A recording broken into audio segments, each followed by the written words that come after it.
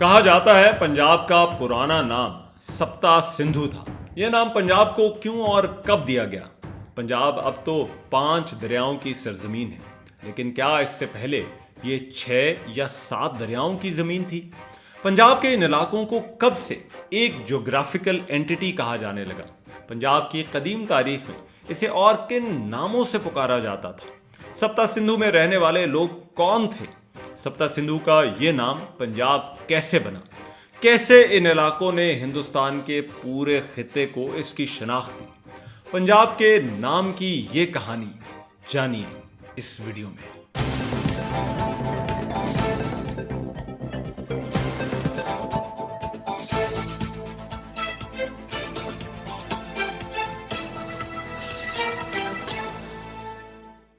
पंजाब को तारीख में मुख्तलिफ नामों से पुकारा जाता रहा है।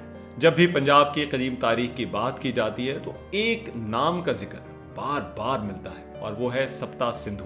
इसके बारे में कहा जाता है कि यह पंजाब का पुराना नाम था और पंजाब से पहले इसे इसी नाम से जाना जाता था। लेकिन यह नाम सप्ता सिंधु क्या था? ये इलाका और जमाना कौन सा था? यहाँ कौन लोग रहते थे? और फिर सबसे अहम बात कि ये नाम सप्ता सिंधु से पंजाब कब, क्यों और कैसे हुआ, ये इस वीडियो में डिस्कस करेंगे और देखेंगे कि इस हवाले से हिस्टोरिकल सोर्सेज क्या कहते हैं। सप्ता सिंधु पर कुछ डिटेल में बात होगी, लेकिन पहले जरा देख लेते हैं कि तारीख में पंजाब के इन इलाकों के इसके अलावा और कौन कौन से नाम हमें मिलते हैं। पंजाब की इस धरती को इससे पहले कई मुख्तलिफ नामों से पुकारा जाता रहा है। मिसाल के तौर पर 2nd और 3rd मिलेनिया BC यानी 2 से 3000 साल कबल मसीह के दौरान सुमेरियन तहजीब के रिकॉर्ड में इसका नाम कई जगहों पर मेलुहा मेंशन किया गया है। मेलुहा वो इलाका था जिसका राब्ता दरिया दजला और फरात के दामन में जन्म लेने वाली दुनिया की कदीम तरीन तहजीब सुमेर से भी था और ये उनके साथ तिजारत करते थे। ये वाज़ेह नहीं कि इस इलाके का नाम मेलुहा क्यों था। एक राइटर मुश्ताक सूफी का एक आर्टिकल में लिखना है कि ख्याल है कि इसे ये नाम द्राविडियन लैंग्वेज से दिया गया। मेलुहन्स के ये रेफरेंस 21st सेंचुरी BC में भी मिलते हैं। इसके अलावा महाभारत में आर्ता देशा का जिक्र मिलता है, जहां 5 दरिया बहते थे, जिनमें शतुद्रु यानी दरिया सतलुज, विपाशा यानी ब्यास, इरावती यानी रावी, चंद्राबागा यानी दरिया चिनाब और वितास्ता यानी झेलम दरिया शामिल थे। और यहाँ छठा दरिया सिंधु भी बहता था। आर्ता के रहने वालों को बाल्हिका कहा जाता था, इसको वाहिक भी कहा जाता था और इस लफ्ज को मशहूर मैथमेटिशियन पानिनी ने भी 5th या 6th सेंचुरी BC में अपनी किताब अष्टाध्यायी में इस्तेमाल किया जब उसने इस इलाके के बारे में लिखा। इसके मुताबिक ये वो जगह थी जहां मजहब में कोई तकसीम नहीं थी। महाभारत में इन इलाकों को पंजनदा भी कहा गया, जिसका मतलब है 5 दरियाओं की सरजमीन।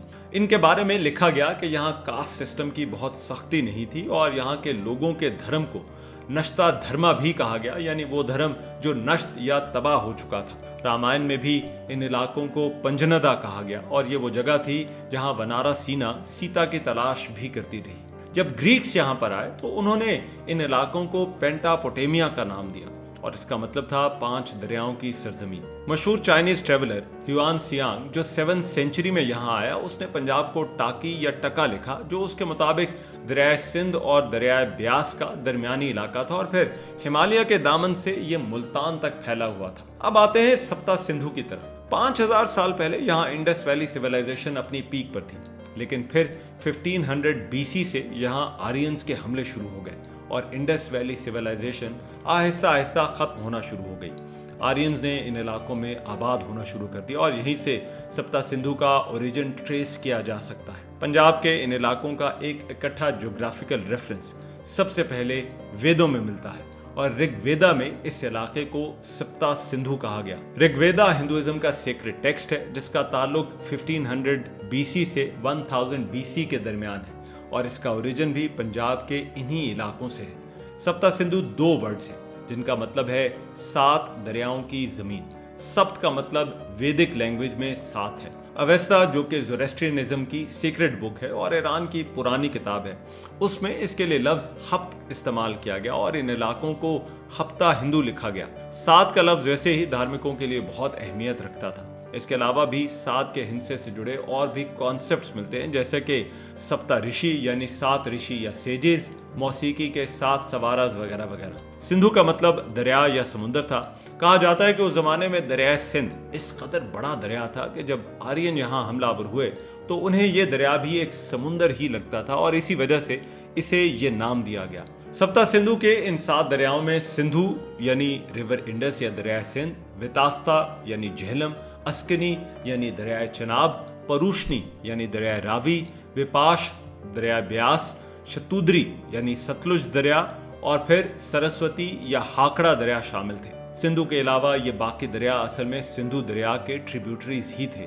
दरिया सिंध या सिंधु यहाँ सबसे बड़ा दरिया था और उसका शुमार दुनिया के बड़े दरियाओं में होता है। 1820 में स्कॉटिश एक्सप्लोरर अलेक्जेंडर बर्न्स जब यहाँ आया तो उसने भी कश्ती पर ठट्ठा तक दरिया सिंध में सफर किया और उसने लिखा कि गर्मियों के दिनों में यह दरिया कई जगहों पर तो 30 किलोमीटर तक चौड़ा था। शायद इसी वजह से उसके लिए उस वक्त आने वाले आर्यंस ने सिंधु का लफ्ज इस्तेमाल किया, जिसका एक मतलब समुंदर भी था। हो सकता है उन्हें यह दरिया समुंदर से कम न लगा हो। सरस्वती या हाकड़ा वो दरिया था जिसके बारे में कहा जाता है कि वो कभी यहाँ बहता था और उसका जिक्र वेदों में मिलता है। किसी जमाने में यह बहुत बड़ा दरिया हुआ करता था, लेकिन फिर हिमालय में होने वाली जोग्राफियाई तब्दीलियों की वजह से यह दरिया गुम हो गया। ऋग्वेदा में लिखा है कि यह सतलुज और जमुना के दरमियान बहता था। ये पाकिस्तान में चोलिस्तान के इलाकों से भी गुजरता था और वहां तक बहता था जहां अब सिर्फ सहरा रह गया है। ऋग्वेदा में सप्ता सिंधु के कई रेफरेंस मिलते हैं जिनमें इन 7 दरियाओं का जिक्र है। ये जगह रिलीजियसली बहुत सिग्निफिकेंट थी। इसी ऋग्वेदा का हार्टलैंड सप्ता सिंधु ही था। इंदिरा, जो कि हिंदुइज्म में सुप्रीम वैदिक डायटी है, उसका ऋग्वेदा में जिक्र कई जगहों पर सप्ता सिंधु के साथ जुड़ा है। सप्ता सिंधु में रहने वाले कबाइल में दासाज, किन्नर, किराताज, नागाज और भारता भी शामिल थे। ये जगह इनकी पुण्य भूमि या मुकद्दस जमीन भी थी। वेदों के मुताबिक ये आर्यंस का इलाका था। सप्ता सिंधु इस वैदिक कल्चर और इस इलाके में आने वाले आर्यंस की स्पिरिचुअलिज्म का एक बहुत अहम हिस्सा था। ये उस वक्त के लिहाज से एक बहुत एडवांस इलाका था। इंडस वैली सिविलाइजेशन के बाद यहाँ ही बड़े बड़े शहर थे जिनकी मौशरत और मीशत दुनिया के कई इलाकों से आगे थी। सबसे अहम बात यह है कि सप्ता सिंधु के ये इलाके ही थे जिनकी वजह से इस पूरे खित्ते यानी हिंदुस्तान और यहाँ के रहने वाले हिंदुओं को नाम और पहचान मिली। गिरीश गारव और रोहन शर्मा का एक रिसर्च पेपर में कहना है कि एक तरह से इंडिया का कॉन्सेप्ट या इसकी आइडेंटिटी भी इन्हीं 7 दरियाओं की जमीन या इलाके से जुड़ी है। यह सप्ता सिंधु या सिंधु दरिया ही था जिसकी वजह से इस इलाके के लोगों को हिंदू कहना शुरू किया गया। जैसा कि मैं पहले बता चुका हूं कि अवेस्ता या ओल्ड पर्शियन में इन इलाकों को हफ्ता हिंदू लिखा गया। ट्रैवल राइटर सलमान राशिद ने लिखा है कि अवेस्तन लैंग्वेज में सीन के बजाय हे लिखा जाता है और वहीं ये सिंधु से हिंदू बन गया। संस्कृत से पर्शियन में लफ्ज ऐसे ही ट्रांसफर हुए और इसी तरह संस्कृत का जो शब्द है वो फारसी में जब आया तो वहां हफ्त बन गया। हिंदू या इंडू का लफ्ज इन इलाकों के लोगों के लिए ग्रीक्स ने भी इस्तेमाल किया और उनके मुताबिक ये वो लोग थे जो दरिया सिंध के पार रहते थे। एक ख्याल ये है कि ऐसा अलेक्जेंडर के साथ आने वाले हिस्टोरियंस ने किया, लेकिन इंटरेस्टिंगली अलेक्जेंडर से 100 साल पहले भी ग्रीक फिलोसोफर हेरोडोटस ने भी इन इलाकों के लिए इंडस का लफ्ज लिखा। एक और ग्रीक हिस्टोरियन मेगास्थेनस ने 4th सेंचुरी बीसी में इन्हें इंडिका लिखा। 8th सेंचुरी में तुर्क और अरब जब यहाँ आए तो उन्होंने इस इलाके के लिए सिंध या अल हिंद के अल्फाज इस्तेमाल करना शुरू किए। सलमान राशिद का लिखना है कि ये 11th सेंचुरी में आने वाले तुर्क थे जिन्होंने इन नामों की बुनियाद पर यहाँ के लोगों को हिंदू कहना शुरू किया। 13th सेंचुरी तक इस निस्बत से लफ्ज पूरे इलाके के लिए इस्तेमाल होने लगा और हिंदुस्तान कहलाया, जिसके बाद यूरोपियंस और बाद में आने वालों ने भी इस तमाम इलाके के लिए यही लफ्ज इस्तेमाल किया। इस तरह सप्ता सिंधु और सिंधु का ये नाम इन इलाकों, यहाँ के मजहब और कल्चर की पहचान बना। अब आते हैं आखिरी और अहम सवाल की जानिब कि यह नाम सप्ता सिंधु से पंजाब कैसे हो गया। पंजाब भी कोई बहुत नया नाम नहीं है और यह भी इस इलाके का पुराना नाम है। 5th सेंचुरी बीसी के बाद इन इलाकों में ईरानी अकेमेनिड एम्पायर का कब्जा हुआ। उसके बाद अलेक्जेंडर ने यहाँ का रुख किया और फिर चंद्रगुप्त मौर्य की मौर्यन एम्पायर कायम हुई। उसके बाद ये इलाके इंडो ग्रीक्स के कंट्रोल में भी रहे। फिर यहाँ गंधारा की गोल्डन एज शुरू हुई और उसके बाद हुन वॉरियर्स के हमले हुए। उसके बाद हिंदू शाही आए जिनसे ये इलाके मुसलमानों के पास आ गए। इसी दौरान ही कहीं ये नाम सप्ता सिंधु से पंजाब हो गया। पुराने लिटरेचर में भी इस इलाके को ज्योग्राफिकली इकट्ठा करके 5 दरियाओं या फिर 6 दरियाओं की जमीन के तौर पर ही लिखा जाता रहा और इसे एक इलाका ही समझा जाता था, जैसा कि मैं पहले जिक्र कर चुका हूँ। महाभारत में इसे पंजनदा यानी 5 दरियाओं की जमीन बयान किया गया और पंजाब का लफ्ज इसी का एक वेरिएंट है। मुश्ताक सूफी के मुताबिक जब मुसलमान यहाँ आए तो पंज का लफ्ज तो मौजूद रहा और ये फारसी, संस्कृत और पंजाबी में भी है, लेकिन नद या नदा को फारसी के लफ्ज आब से रिप्लेस कर दिया गया और यूं ये नाम पंजाब बन गया। उनका यह कहना है कि यह बात दुरुस्त नहीं कि पंजाब का लफ्ज पहली मर्तबा अकबर बादशाह के दौर में इस्तेमाल किया गया था। 11वीं और 12वीं सदी के लिटरेचर में भी इस नाम के हवाले मिलते हैं। एक कश्मीरी पंडित सोमा देवा ने 11वीं सेंचुरी में इन इलाकों के लिए अपनी किताब में पंज आब का लफ्ज इस्तेमाल किया। शाह नियामतुल्लाह जो 1330 में अलेप्पो में पैदा हुए, उन्होंने भी इस इलाके को पंजाब लिखा। शहाबुद्दीन गौरी ने 13वीं सेंचुरी के आगाज में यहाँ पर हमले किए तो उसने यहाँ के राजाओं को एक खत में इस इलाके को पंजाब कहकर पुकारा, जिसका हवाला हिस्टोरियन फरिश्ता ने भी दिया। इब्ने बतूता जो हिंदुस्तान में 1333 से 1342 के दरमियान आया, उसने भी लिखा कि वो दरियाए सिंधु पहुंच गया है और इस इलाके को पंजाब भी कहा जाता है, जिसका मतलब है 5 दरियाओं की जमीन।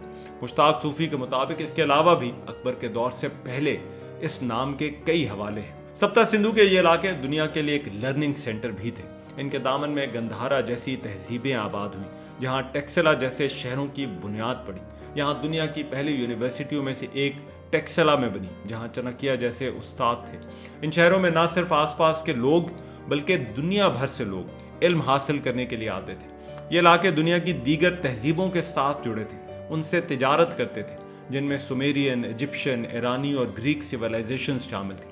यहाँ के लोगों का इन दीगर तहजीबों के साथ पीपल टू पीपल कॉन्टेक्ट था और आना जाना था। यहाँ जात पात का निज़ाम भी कम था। इन इलाकों ने हिंदुस्तान के बाकी इलाकों को न सिर्फ नाम दिया बल्कि स्पिरिचुअलिज्म, कल्चर और नॉलेज भी दिया। गिरीश गौरव और रोहन शर्मा ने सप्ता सिंधु को कल्चरल क्रेडल ऑफ एशिया कहा है। पंजाब की तारीख असल में सिर्फ उस वक्त से शुरू नहीं होती जब यहाँ मुसलमान हमलावर आए, बल्कि ये तारीख इससे पहले की भी है। इसे जानना भी बहुत ज़रूरी है। प्री इस्लामिक पंजाब के बारे में बहुत कम बात होती है क्योंकि ये हमारी किताबों में शामिल नहीं। शायद यही वजह है कि इंडस वैली सिविलाइजेशन और सप्ता सिंधु की जो ओनरशिप हमें लेनी चाहिए वो नज़र नहीं आती। एक बात ज़रूर समझिए, तारीख इलाके की होती है और सिर्फ किसी मजहब, किरदार या शख्स की नहीं या उससे नहीं शुरू होती। ये जैसी भी हो, चाहे पसंद हो या नापसंद, ये उस इलाके से ही बिलोंग करती है और उस इलाके के लोग उसके साथ जुड़े होते हैं। इसे देखने के जाविये अलग अलग हो सकते हैं, इसकी एक्सप्लेनेशन भी अपनी अपनी हो सकती है, लेकिन तारीख के हकायक वही रहते हैं। ऐसा नहीं कि जो पसंद आया वो ठीक और जो ना आया वो हुआ ही नहीं या उसके बाद तारीख शुरू कर दी। हिस्ट्री में ये चॉइस नहीं है। आई होप आप एग्री करेंगे, वरना फिर व्हाट्सएप हिस्ट्री तो है ही, जो जी में आए वो बना लें। अगर आपको ये वीडियो अच्छी लगी हो तो बेल आइकन पर क्लिक कीजिएगा और चैनल को सब्सक्राइब भी जरूर कीजिएगा।